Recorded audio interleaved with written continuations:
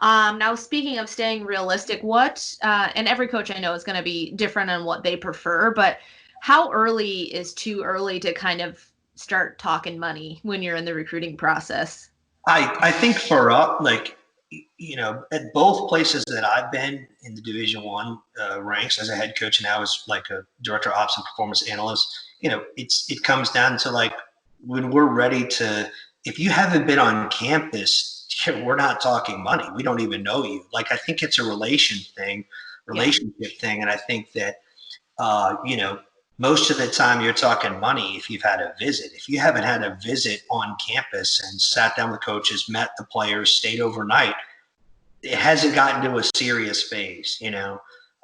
There's times that we talk money with somebody that, is far away and, we kind of say, hey, is it worth flying this person in for a visit? Mm-hmm. Where are they? What's their timetable? And I think that's the thing. The timetable could be ours, and it also has to do with the player.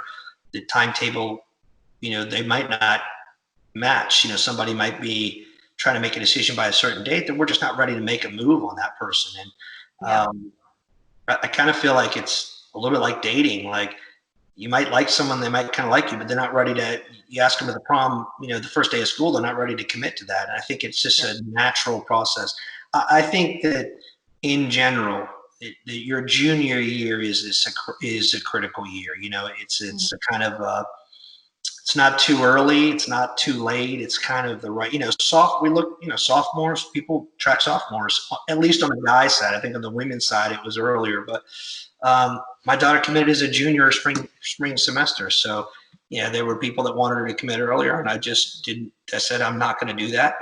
Just going to have a chance to see schools and make the right choice. So, and we have guys that have committed as seniors, and in to be honest, the second semester, it's so different. I think what's not too early is getting on campus at a camp or getting in front of college coaches at ID camps and kind of getting a feel for how it is.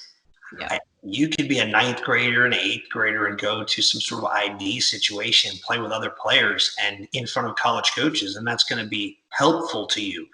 It doesn't mean you're going to get an offer. It just means that you're going to be more realistic. Like if you're going to interview for your job and this is your dream job, I'd like to have a few interviews under my belt so that I'm ready for this interview. If you think of it like that, players that expose themselves to different competitive identification camps and clinics and college ID camps do help. They're not as nervous. They've been there before. They've done something. They've been in front of college coaches with them watching. They understand that everything counts, that how they warm up, what they do, how polite they are, how they treat the referee in the match, the other competitors. That stuff matters, and that's relational. So I feel like it's never too early to expose yourself to like what it's about. But typically, we're not really getting serious until your junior year, and sometimes the spring of your junior year, where we really feel like this. We know this kid. And it also has to be close enough to your college season. Yeah. When you're a ninth grader, when I was a ninth grader, I was this tiny guy.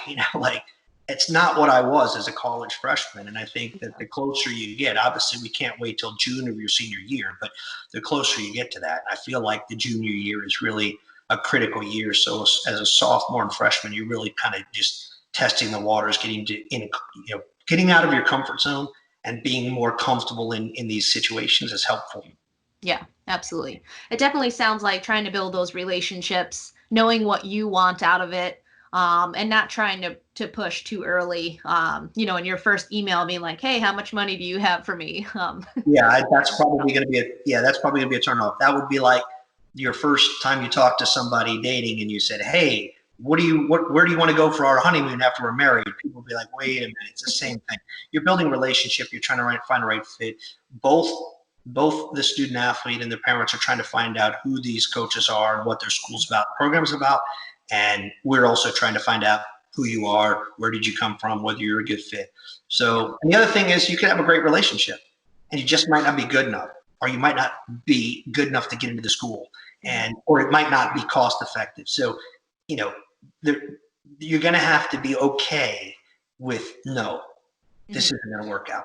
And so, I think that that's part of it too. You're not picking one school, and very few people look at one school, and the one school looks at them, and it's a done deal. There's going to be some, this isn't going to work out, Yeah. and I'm going to have to, have an open mind about what I want, where I want to go. Yeah, absolutely. Definitely being realistic. I think that was probably the theme of our chat today, is just kind of being realistic about the process. So, but